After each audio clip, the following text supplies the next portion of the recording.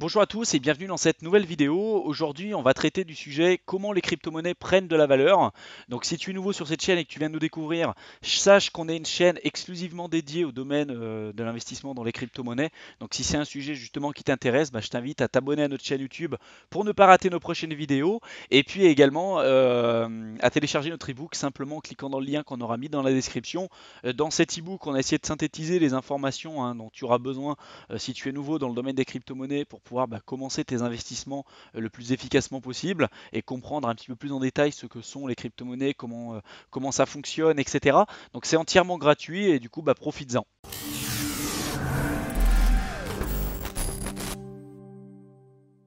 Depuis leur création, les crypto-monnaies, elles ont quand même connu un engouement sans précédent. Il y a eu un gros boom en 2017. Aujourd'hui, ça s'est quand même un petit peu calmé parce qu'on est toujours sur une tendance baissière. À l'heure où je tourne cette vidéo, c'est en 2019, donc je ne sais pas à quelle heure et ni quel jour, ni quelle année tu regardes cette vidéo. En tout cas, moi, à l'heure où je la tourne, on est toujours sur une tendance baissière dans le domaine des crypto-monnaies. Mais il faut savoir quand même que ces derniers temps, on en a quand même beaucoup entendu parler.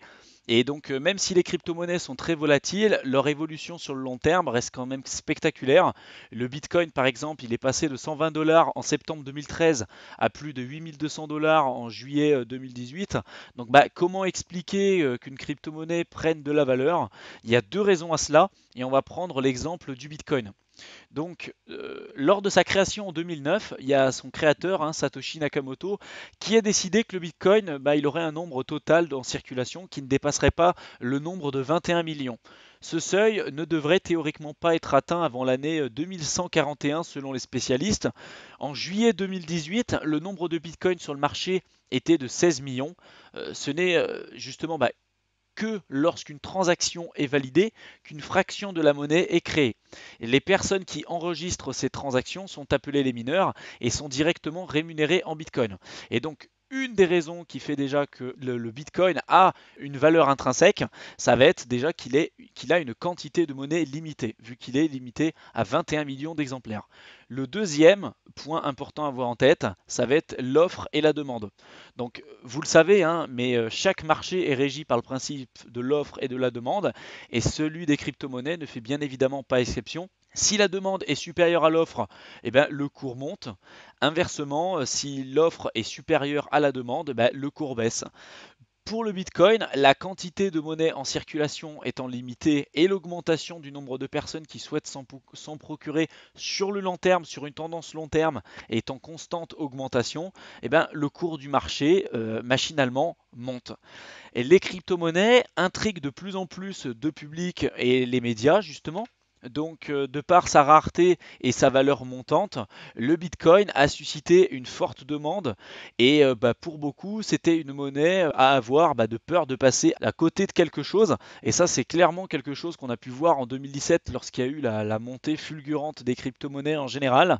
Il y a beaucoup de personnes qui ont décidé d'investir puisqu'ils avaient clairement peur de passer à côté de quelque chose et d'un moyen, je dirais, facile de se faire de l'argent rapidement. Donc, dans ce phénomène, les entreprises n'en sont clairement pas de reste. Il y a par exemple Microsoft et Expedia, par exemple, qui ont commencé à l'utiliser tout comme une multitude de petites structures. Donc on vous aura mis un lien en description si ça vous intéresse pour aller plus loin. Il y a déjà énormément de structures qui utilisent déjà le Bitcoin comme moyen de paiement.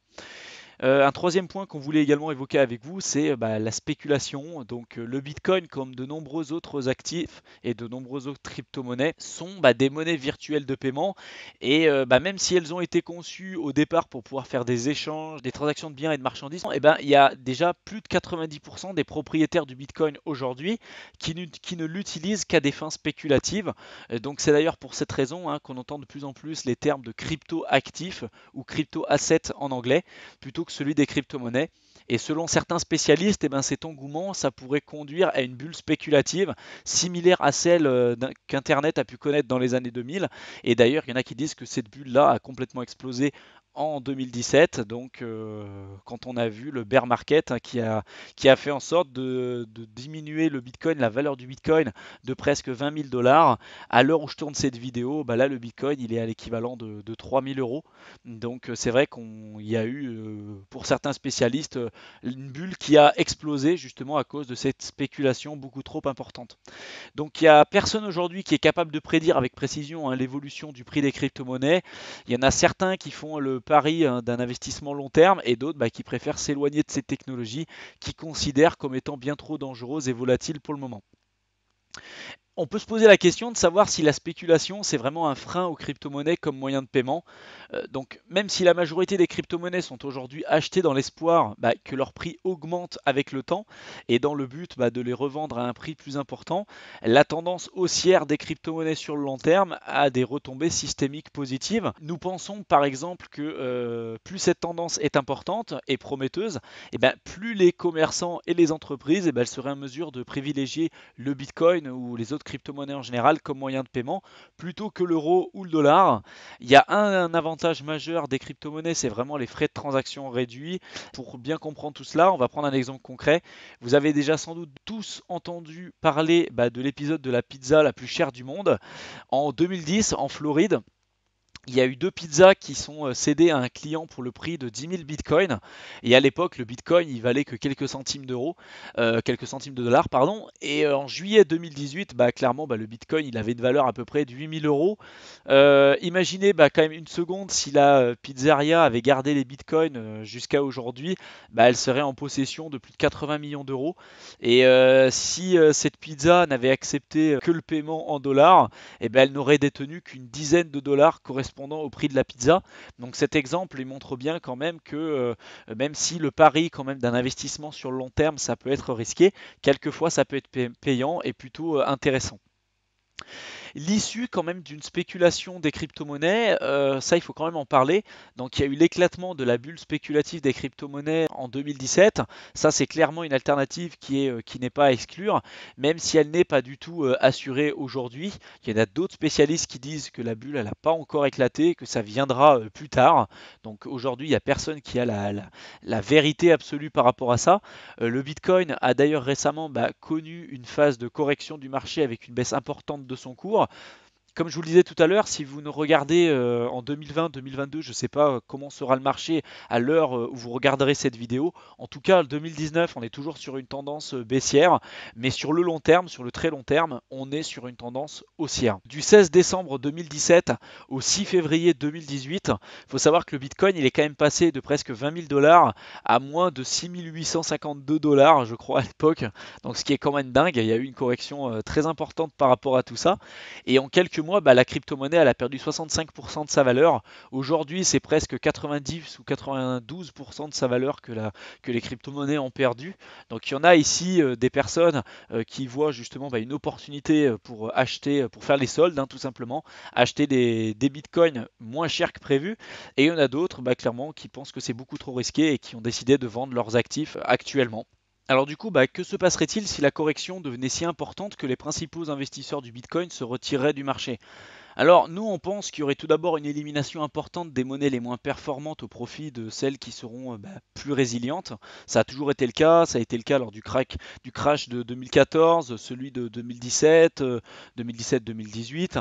Mais clairement, de l'autre côté, les conséquences macroéconomiques, si tout le monde vendait leur Bitcoin et que le Bitcoin tombait à zéro, et même les crypto-monnaies en général disparaissaient, les conséquences macroéconomiques de ce changement-là, donc de l'éradication totale, pure et simple des crypto-monnaies en général et de la blockchain, pour nous, il n'y aurait aucune conséquence macroéconomique, ou alors s'il y en aurait une, ça serait vraiment très très faible, parce qu'à titre de comparaison, hein, le marché des obligations, par exemple, ça représente aujourd'hui plus de 1000 milliards de dollars, contre seulement 137 milliards pour celui des crypto-monnaies en général.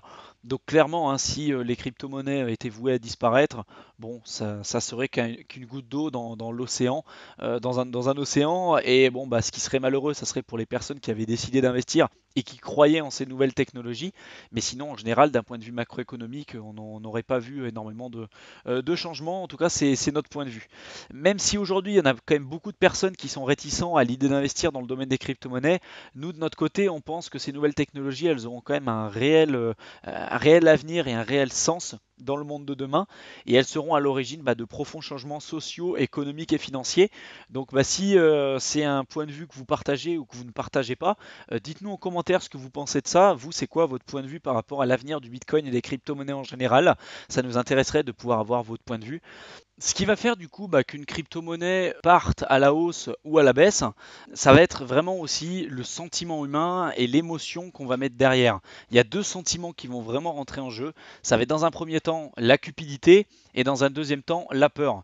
Donc pour parler de la cupidité, on va pas se mentir, l'écrasante majorité qui a décidé d'investir dans le Bitcoin ça a été justement pour les éventuelles plus-values qu'il attendrait quelques années plus tard. En 2017, par exemple, il y a eu de nombreuses personnes qui ont remarqué que le cours du Bitcoin était en pleine hausse. On en a beaucoup parlé à l'époque. Et du coup, ils ont été poussés par leur sentiment de cupidité et ils ont décidé d'investir leur argent, faisant par la même occasion de nouveau grimper le cours, attirant d'autres investisseurs, etc. Le deuxième sentiment, ça va être du coup le sentiment de peur. Et donc la peur de faire des pertes, c'est l'une des plus grosses craintes de l'homme aujourd'hui. Pour en revenir à notre exemple précédent de 2017, lorsque le cours a commencé à chuter, la majorité des investisseurs, ils ont vendu leur crypto-monnaie de crainte de perdre trop d'argent, faisant ainsi baisser le cours, etc. Donc forcément, vous, quand vous avez décidé d'investir, vous avez été poussé par l'un de ces deux sentiments. Et l'objectif, quand vous faites des achats justement avec de l'argent réel, quand vous achetez des crypto-monnaies, c'est de faire attention aux sentiments que vous allez mettre derrière, puisque la plupart du temps, quand vous avez des sentiments qui prennent les dessus sur vos investissements, c'est là que vous avez plus de chances de perdre de l'argent et de faire des erreurs. Si ces points-là pourraient vous intéresser, qu'on parle un peu plus en détail sur vraiment la psychologie qu'il faut avoir quand vous décidez d'investir, vraiment ce qui se cache derrière la cupidité et la peur que vous pouvez avoir quand vous allez investir votre argent, pardon. N'hésitez pas à nous le dire, on vous fera une vidéo complète à ce sujet-là. Nous, ça nous ferait super plaisir de vous faire ce sujet-là si ça peut vous intéresser. S'il y a d'autres sujets que vous aimeriez qu'on traite dans cette vidéo, dans cette chaîne en général, n'hésitez pas à nous le dire. Et si le contenu pour le moment qu'on a pu vous publier, ça vous convient, n'hésitez pas à nous faire un petit commentaire dans la section commentaires, ça nous fera super plaisir de nous laisser un pouce bleu également. Ça nous encourage à continuer. Et puis n'hésitez pas du coup à partager les vidéos autour de vous s'il y a des personnes qui pourraient être intéressées par le contenu de cette chaîne. Ça nous aidera à nous faire connaître et puis à améliorer encore plus notre contenu. Et puis sur ce, je vous souhaite une excellente fin de soirée et je vous dis à plus dans une prochaine vidéo. Salut!